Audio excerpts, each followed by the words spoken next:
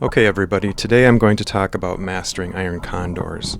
Now I know in the past I've always talked about 0 days till expiration trades, mainly because that's kind of the exciting strategy. That's what a lot of people are into, and you can definitely be successful with that. But today I want to talk about what is still considered the bread and butter strategy for premium selling, which means benefiting from option decay, selling options when the implied volatility is high, so it's overstating the value theoretically.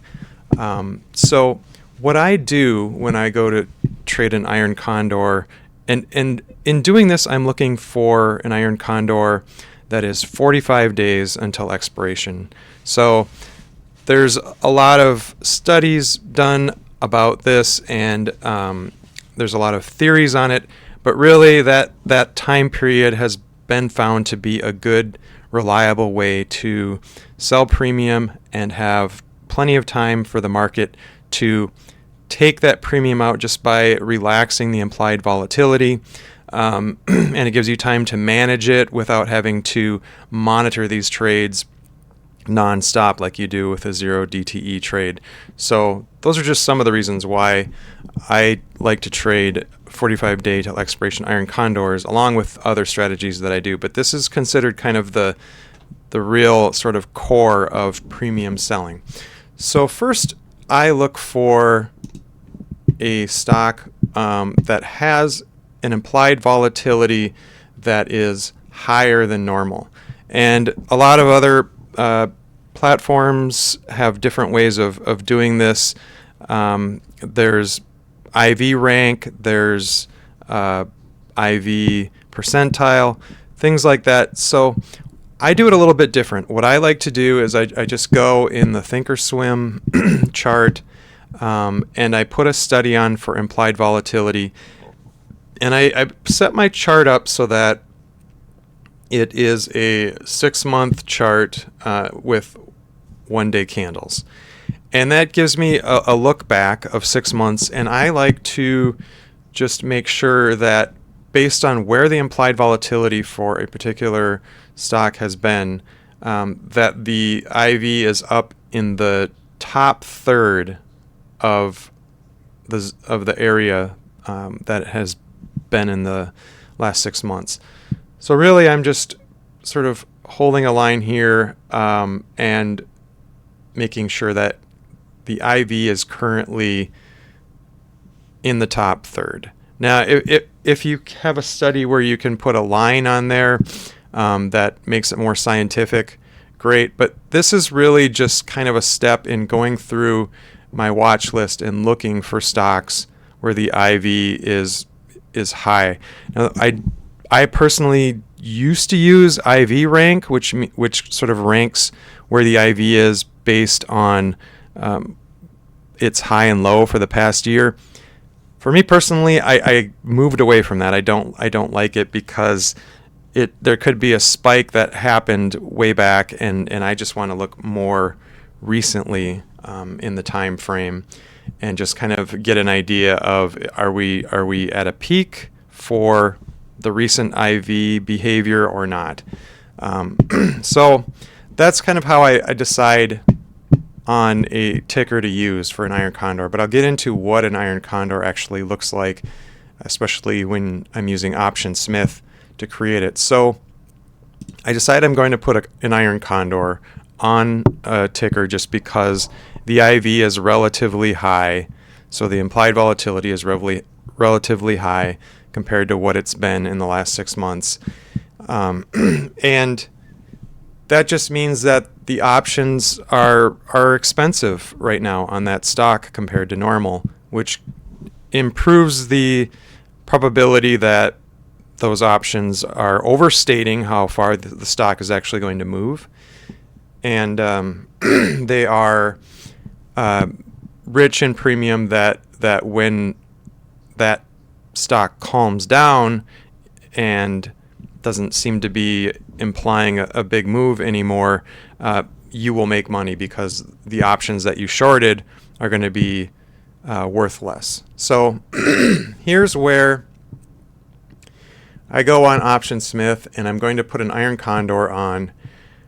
I look at the expected move. So this expected move that we see, let me get into 41 days is until expiration on Netflix is kind of the area to look at here. So if I'm looking at 41 days until expiration, I'm looking at the expected move, which just means that the put and the call that are at the money, when you add their price together, it gives you an idea of what the market thinks is the expected range that the stock price will move in the next 41 days, or the expected range it will end up in. So I look at this expected move and I say, okay, I want my iron condor to be outside of that, just outside of that. So in Optionsmith, I click on a strike that is just on the outside of this expected move bar that we have, and I go to Quick Template and I select Iron Condor. And so this just throws an iron condor on our visualizer, and you can see, if you're not familiar with what an iron condor is, it is on both sides you're essentially selling a credit spread. So you're selling on the put side, you're selling a put to open at this strike, and then you buy a put one strike down, or you can also have them 5 ticks apart, however you want to structure your iron condor. This is what one side of the wing looks like. It's defined risk. So you're saying, I'm only willing to lose this much. The premium that you are collecting is the difference between this short put and this further down long put, and then we just do the reverse on the call side. So this is a neutral trade. We call it delta neutral. That can be a good trade for harvesting premium, but I want to stress that when I do iron condors, I have to keep in mind that initially they almost always start out looking like a loss when the market starts moving around a little bit. So they require patience, they require discipline, but the market is designed to reward patience, reward discipline, and reward risk management. So all of those things are part of trading this strategy. Now you can see the expected move here is at this point on the call side, so I'm just going to move this wing in a little bit. So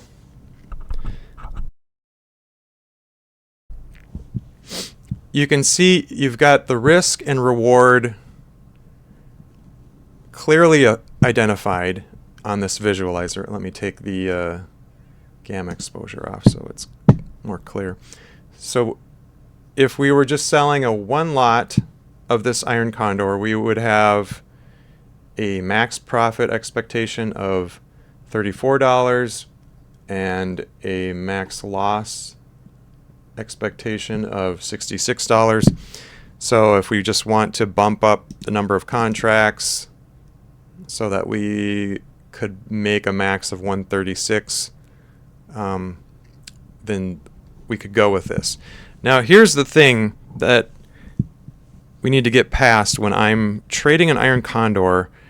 This looks like a lot of potential risk compared to what you can make. And this is why most traders who start trading options, they don't even think about the idea of selling options, because oftentimes you have to deal with this higher risk for the smaller reward. Call it, picking up peanuts in front of a train, or there are many ways to describe that difference in risk reward. So what I do is I have a different risk management strategy than most of the standard iron condor sellers talk about. So I used to follow Tasty Trade many years, going all the way back to like 2012, and they often talk about just letting your losers go, and so for my trading psychology, that just isn't the way I want to do it. I want a smoother path of profit, and I have a system where as soon as the price gets to the point where one of these short options is at 50 delta or higher, so 0.5 is what it would be when you hover and look at it, but we multiply that times 100 because there's 100 contracts, so we call it 50. When the price gets to 50 delta, I just take the trade-off and take a loser. Now that's where some discipline comes in, because it's very hard for people to decrease their win rate. Your win rate, if you didn't do that, might be around like 70%. When you do this, you're going to lower that. Depending on the market and what tickers I use, it can be like a 60% win rate or even a 56.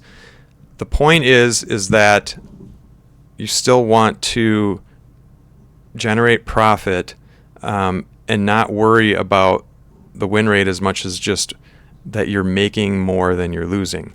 And I have found, for me, the more I'm willing to get that win rate down so it's not so high, the less bumpy the ride is. And when there's a less bumpy ride, then I find I can scale more. And when I can scale with confidence, I think that's when it really pays off, because you can pretty much build a business off of your trading when you can scale with confidence. So that's how I handle my risk management. I take a profit when it gets to 50% profit, so 50% of the max that you can make on an iron condor. That can sometimes happen in the first couple of days. So some people really think that 40 to 45 days till expiration is just way too long to wait, and they don't have the patience for that. But sometimes if you get an IV crush, which means that the price of the options just suddenly contracts, I can get a 45 to 50% off profit, or 45 to 50% of the max profit in the first couple of days of the trade. It sometimes happens, and then I just take it off. And I'm quick to take the trade off for profit. I'm not. That's a rule where I'm not real picky. If I see it suddenly go to like 45% of the max profit, I just take it off. I'm gardening my trades and premium harvesting, and I'm not going to be that picky about that. That's just how I do it. That's what I'm talking about, is just how I do this. The reason I go by the delta, so if the price goes to about here, that's generally when the delta of one of the short options will go from, like right now, if I put it on here, the delta will be 25. As the price got closer to one of these short options, the delta would be 50 when it gets to about here.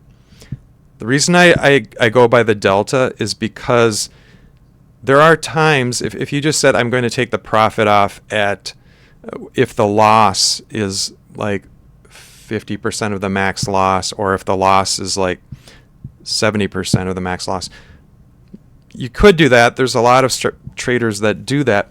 I don't like that, because there are times where the price is still right in the middle here, and IV will spike, and your position will show as a big losing trade, but the price is still right in the middle. So there isn't really, to me, it's still a high probability trade. I'm taking the loss when it gets over here where it no longer looks like a high probability trade. The risk is no longer worth the reward. So when it gets over to that point, it would be it's very rare. In my trading, it's rare to see that when you get to that point, you're taking a big loss at that point. Because when you're getting here, there can be circumstances where that would happen. And that's the other thing with this defined risk. This is like the safety net, where if you happen to be unable to manage your trade, or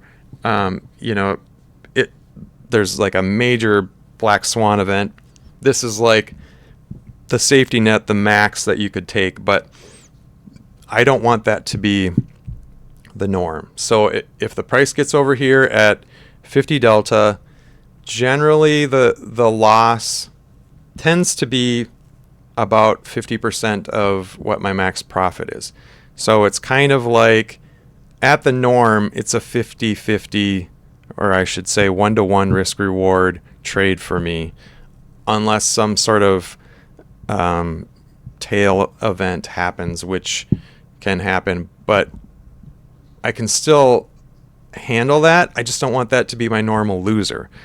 The reason why iron condors really demolished me in the past, on occasions, and the reason I find them to be a challenge if you don't manage the risk, is because you take a max loser as your normal loser, and if you're taking 50% of the max profit when you win, that's a lot of winners that you need to make up for that big loser. Psychologically, that's very frustrating, and it kicks a lot of people out of the premium selling trading realm just on that basis alone. It's just it seems great when you get into it, and then you get a couple of those max losers in a row, and it's just devastating. So that's why I manage the risk of iron condors the way I do. I manage it aggressively. I'm happy to take a loser when one of these short options reach 50 delta, and then know that that's part of a good process of managing the risk, and just having a smoother P&L line. So I'll quickly show how I monitor these. So if I've got iron condors on, in Optionsmith we have a flagging system where you can specify that when the delta reaches a point on any of the trades in your position. So if the delta on any of the options in my position reach 50 or higher, then it's going to be flagged. So that's what I'm setting up here. And so then if any of these positions, these are all iron condors right now, if any of these positions reach that point, it'll highlight that position in the color that I specified. So I have like a red hue, and if any of these reach that point, they'll get highlighted. When I glance at my dashboard, then I just know that those are positions that have been flagged to be closed. Now I don't like to set actual stop orders and take profit orders, because I like to just have a little bit of leeway. If it's flirting with that 50 delta and I look at it, I might give it a little bit of time, but if it stays there and I have time to kind of monitor it a little bit, then I will do that, and then I will be aggressive in taking it off. Once it's certainly past that 50 delta point, I do not want to leave it on and continue to expose myself to a lower probability trade, potentially much higher risk. The delta is growing there, and at that point it's only going to grow if the price moves further into the wing of my iron condor. So